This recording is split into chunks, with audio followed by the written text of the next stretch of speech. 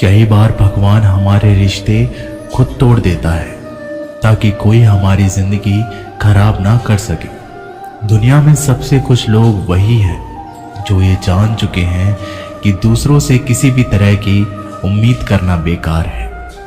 जिंदगी में थोड़ा दुखी भी होना जरूरी है। हमेशा सुख मिलता रहेगा तो आप कभी भी जिंदगी में आगे नहीं बढ़ पाओगे। ये गलत सोच है इंसानों की कि एक अकेला इंसान क्या कर सकता है। पर देखो जरा उस सूरज को जो अकेला ही सारी दुनिया को रोशन करता है। भाग्यशाली वो नहीं होते जिन्हें सब कुछ अच्छा मिलता है, बल्कि भाग्यशाली तो वो होते हैं जिन्हें कुछ भी मिलता है उसे वो अच्छा बना लेते हैं। गीता में लिखा है, जब इंसान की जरूरत बदल जाती है तब उसके बात करने का तरीका भी बदल जाता है। फायदा सबसे गिरी हुई चीज है, लोग उठाते ही रहते हैं। हारता वो है जो शिकायत बार बार करता है और जीतता वो है जो कोशिशें 1000 बार करता है। जिस इंसान को हम बेहद प्यार करते हैं वही इंसान हमारा सबसे ज्यादा फायदा उठाता है, क्योंकि वो इंसान जानता है कि हमारी कमजोरी क्या है। इतने समझदार बनो कि किसी को माफ कर दो, लेकिन इतने बेवकूफ मत बनो कि धोखा देने वाले पर दोबारा विश्वास कर बैठो। उम्मीद मत छोड़ना, कल का दिन आज से बेहतर होगा। जिंदगी में उस लेवल तक पहुंच जाओ कि लोग आपको खोकर बचता है। जीवन में कभी भी किसी से अपनी तुलना मत कीजिए। आप जैसे हो सर्वश्रेष्ठ हो, क्योंकि ईश्वर के हर एक रचना सर्वोत्तम होती है। खुद को किसी से कम समझना ईश्वर की रचना का अपमान है। इंसान का मन ही उसका सबसे बड़ा दुश्मन है और उसका सबसे बड़ा दोस्त। यदि मन आपसे जीत जाता है तो वह आपका दुश्मन बन जाता है, और यदि आप मन से जीत जाते हो तो वो आपका सच्चा दोस्त बन जाता है। यदि कोई आपको नजरअंदाज कर दे तो बुरा मत मानना, क्योंकि लोग अक्सर अपनी हैसियत के हिसाब से चीजों को नजरअंदाज करते हैं। उन लोगों के पीछे कभी मत भागना जिन लोगों को आपकी कोई परवाह नहीं। श्री कृष्ण कहते हैं, गलती हर इंसान से होती है, लेकिन गलतियां सुधारना वही इंसान कर सकता है जो दिल का साफ होता है और रिश्तों को खोना नहीं चाहता। जिंदगी का सबसे बड़ा थप्पड़ किसी से की गई उम्मीद मारती है। कभी कभी इंसान ना टूटता है ना बिखरता है, बस हार जाता है। कभी खुद से तो कभी किस्मत से तो कभी अपनों से। हर जिंदगी में खुद को समय जरूर दें, क्योंकि आपकी पहली जरूरत आप खुद हैं। याद रखना कि जरूरत से ज्यादा अच्छे बनोगे तो जरूरत से ज्यादा इस्तेमाल किए जाओगे। रिश्ते चाहे कितने भी बुरे क्यों ना हो, उन्हें कभी मत तोड़ना, क्योंकि गंदा पानी प्यास बुझाने के काम नहीं पर आग बुझाने के काम जरूर आता है। जमाना जब भी मुश्किलों में डाल देता है तो परमात्मा हजारों रास्ते निकाल देते हैं। विश्वास करने वाले से ज्यादा बेवकूफ विश्वास को तोड़ने वाला होता है, क्योंकि वह सिर्फ एक छोटे से स्वार्थ के लिए एक अच्छे इंसान को खो देता है। भलाई करते रहो पानी की तरह, बुराई खुद ही किनारे लग जाएगी कचरे की तरह। जब कोई समझे ना तो उसे समझाने की जरूरत ही क्या है, और जब कोई माने ना तो उसे बताने की जरूरत क्या है। सच्चे दिल से किसी जरूरतमंद की मदद करके तो देखो। अगर दिल को सुकून ना मिले तो कहना, जिसे जाना है उसे जाने दो। वो अगर आज रुक भी गया तो कल चला ही जाएगा। इंसान को इंसान से दूर कर देने वाली सबसे पहली चीज जुबान है, और दूसरी चीज पैसा है। जिन्हें सपने देखना अच्छा लगता है उन्हें रात छोटी पड़ जाती है, और जिन्हें सपने पूरे करना अच्छा लगता है उन्हें दिन छोटा लगता है। किसी की आदत देखनी है तो उसे इज्जत, और किसी की अगर फितरत देखनी है तो उसे आजादी दो। हर इंसान में कोई ना कोई प्रतिभा जरूर होती है, पर लोग अक्सर उसे दूसरे जैसा बनने में नष्ट कर देते हैं। महंगे इतने भी मत बनो कि लोग तुम्हें बुला ना सके, और सस्ते इतने भी मत बनो कि लोग तुम्हें नचाते ही रहे। खामोशियां कभी बेजुबान नहीं होती। कुछ दर्द ऐसे होते हैं जो आवाज तक छीन लेते हैं।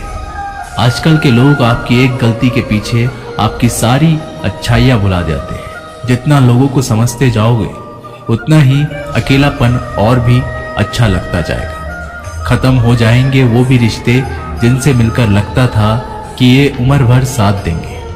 श्री कृष्ण कहते हैं, अगर अहंकार किसी भी चीज का हो, सर्वनाश करके ही छोड़ता है। खाली वक्त में हर कोई बात कर लेता है। प्यार तो तब होता है जब कोई आपसे बात करने के लिए अपना सारा वक्त खाली कर दे। सब कुछ ठीक करने का इंतजार करोगे तो बैठे ही रह जाओगे, पर हिम्मत करो, खुद उठो और अपनी जिंदगी में सब कुछ ठीक कर दो। लोग पहचानना भी भूल जाएं, इससे पहले ही अपनी पहचान बना लेनी चाहिए। एक बार एक राजा ने भगवान श्री कृष्ण का मंदिर बनवाया और उसमें मूर्ति की पूजा करने के लिए एक पंडित को रखा। हर रोज राजा अपने मंत्री से कहकर मंदिर में एक माला भिजवाता था और वो पंडित जी वो माला श्री कृष्ण की मूर्ति को चढ़ाते थे। उसके बाद राजा जब दर्शन करने के लिए आता था तो पुजारी वो माला भगवान की मूर्ति के ऊपर से निकालकर राजा के गले में पहना देता था। ऐसा कई सालों तक चलता रहा और अब पंडित जी बूढ़े हो चुके थे। एक दिन राजा की तबीयत खराब हो गई। उसने अपने सेवक को कहा कि तुम जाकर पंडित जी को माला दे आओ और उनसे कहो कि आज मेरी तबीयत खराब है, मैं आज मंदिर नहीं आ सकता, तो प्रतीक्षा ना करें। फिर राजा का सेवक वो माला लेकर पुजारी जी के पास गया और पूरी बात बता दी। पुजारी जी ने वो माला मूर्ति को चढ़ाई और सोचने लगे, इतने सालों से ये परंपरा चली आ रही है, लेकिन मैंने कभी भगवान को माला उतारकर खुद ही नहीं पहनी। शायद आज भगवान की इच्छा है कि ये माला मैं पहनूं, इसलिए भगवान ने आज राजा को नहीं भेजा, इसलिए आज अच्छा मौका है, ये माला मैं निकालकर खुद पहन लेता हूँ। फिर उस पंडित ने भगवान की मूर्ति से माला निकालकर खुद पहन ली। इसी बीच में राजा का सेवक दौड़ के पंडित जी के पास आया और पंडित जी से कहने लगा कि राजा जी को ठीक नहीं लग रहा है, उनकी तबीयत और बिगड़ती जा रही है, इसलिए वह प्रभु के दर्शन करना चाहते हैं और वे आ रहे हैं। उनकी सवारी जल्दी अभी मंदिर में आएगी। उन्हें लगा कि ये परंपरा कहीं टूट ना जाए, इसलिए वो आज मंदिर में भी आ रहे हैं। जब पंडित जी को ये बात पता चली तब उन्होंने फटाफट से माला अपने गले से उतारी और जाकर के फिर से भगवान की मूर्ति पर चढ़ा दी। फिर कुछ देर बाद राजा जी वहां पर आए और राजा की तरफ पंडित जी ने भगवान के ऊपर से माला निकाली और राजा जी को पहना दी। और अब राजा ने उस माला को देखा तो उस माला के एक सफेद बाल नजर आया। राजा ये समझ गया कि ये बाल पंडित का है। राजा ने पुजारी जी से पूछा, क्या ये माला आपने पहनी थी?